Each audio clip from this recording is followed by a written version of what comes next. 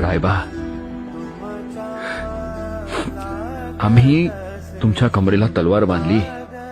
आता आम्हाला सांगा, याचा मायना काय झाला?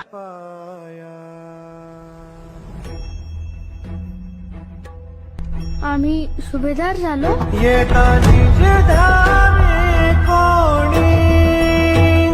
विठ्ठल विठ्ठल